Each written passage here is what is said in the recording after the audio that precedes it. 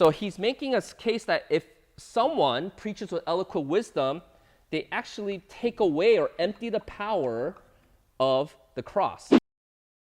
So verse 18, the first word, your observation you should notice is what? For.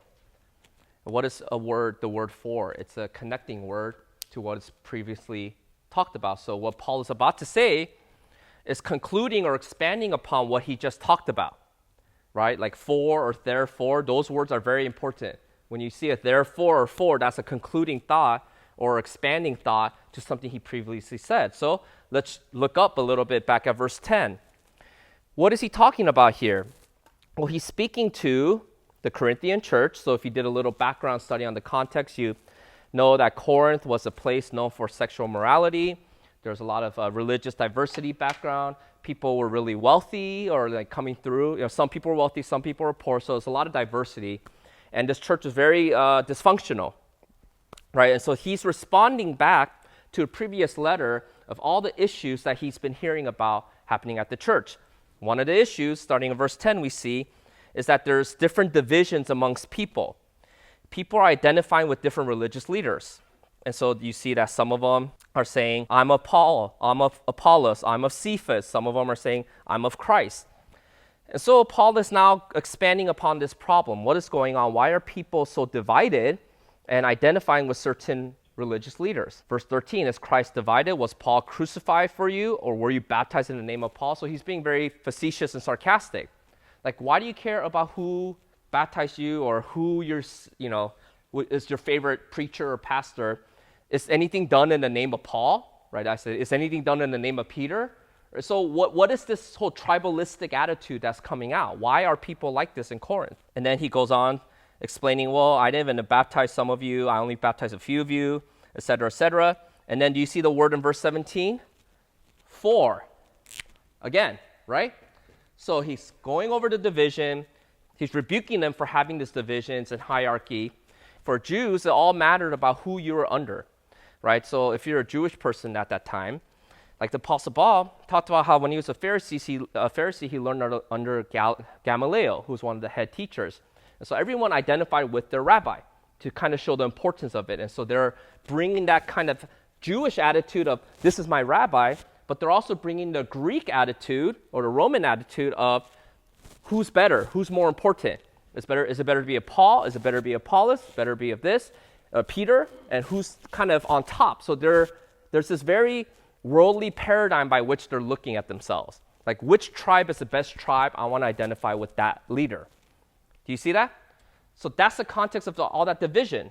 So verse 17, he said, for Christ did not send me to baptize, because they're all arguing about, I have the best baptism because this person baptized me, but to preach the gospel. So he's saying, baptism doesn't really matter about who baptized you, but what matters is what? That I came to preach the gospel. That's his emphasis. But notice, not just preach the gospel. How? Not with eloquent wisdom. So eloquent wisdom is going to be a key theme he's going to expound upon in the next two sections. Why did he not preach with wisdom? How come he didn't preach like the normal orator during their time or public speaker that used logic and rhetoric? How come Paul didn't care about his tactics of how he preached the gospel? Because he says, unless the cross of Christ be empty of its power. So he's making a case that if someone preaches with eloquent wisdom, they actually take away or empty the power of the cross. Do you see that? So the natural question as a reader is why? What's wrong with someone preaching with eloquent wisdom? What's wrong with having these hierarchy of this pastor, this preacher is better than this preacher, this Baptist is better than this Baptist? What's wrong with that kind of thinking, Paul? Well, then he goes into verse 18, for. He's going to continue the thought. Now he's going to expand on that.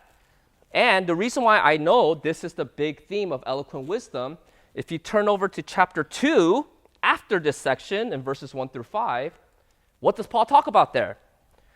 And when I came to you, brother, I did not come proclaiming to you the testimony of God with lofty speech or wisdom. He's continuing back to what he said previously of that section. Do you see that? So what you guys went over is kind of like his side thought. He's like, by the way, this is why speaking of wisdom doesn't matter. In fact, if I speak according to wisdom, I take away the power of the cross. And he goes through this whole, monologue about it. And then he comes back again to this concept of, I came to preach the gospel not with eloquent wisdom. Do you see that? So in chapter 2, verse 1, he comes back to the idea. And I, when I came to you, brothers, did not come proclaiming to you the testimony of God with lofty speech or wisdom. Why? For, do you see the word for again? Always notice the for. For I decided to know nothing among you except Jesus Christ and him crucified. And I was with you in weakness and in fear and much trembling. And my speech and my message were not in plausible words of wisdom. Do you see this repetition he keeps going back to? But in demonstration of the Spirit and of power. So not wisdom, but Spirit and power. So he's contrasting. Speaking in wisdom is not the same as speaking in spirit and power. So that's a kind of purpose clause there, that your faith might not rest in the what? Wisdom of men, but in the power of God. That is his conclusion of why he starts in verse 10, commenting on all the divisions that's going on. You know why you guys have so many divisions? You know why you care about being, I'm a Paul, I'm a Cephas, I'm a Apollos? Because Apollos was a great preacher. He spoke the closest to the Greek style. A lot of people, I like the way he preaches. Paul didn't speak that way. Peter was one of the apostles, right? The head apostle.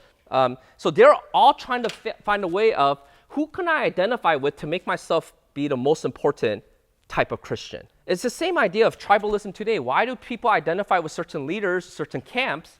Because they believe they're the best camp. So if I'm part of this speaker or leader, then we're the best Christians. And he's saying this whole paradigm of hierarchy and looking at people based on eloquent wisdom, it goes against everything the way that God works. God doesn't operate with eloquent wisdom, with great rhetoric, with great public speakers, because if I were to preach the way of the world, which is Greek wisdom, I take away the power of the gospel. So that's his conclusion. And if I speak in the way of the world, the wisdom of the world, you will have faith in men, probably like, oh, I believe in God because of Paul. I believe in God because of Apollos. He's like, no. That cannot be. That's why we don't preach with eloquent wisdom, so that your faith will not be reliant on a single leader, but your faith will be in whom? In God. What's wrong with eloquent wisdom, Paul? Well, he tells us a conclusion. I don't want anyone to look towards people and identify with people because of their eloquent wisdom, because if you do so, you will have faith in men and their eloquent wisdom over having faith in God.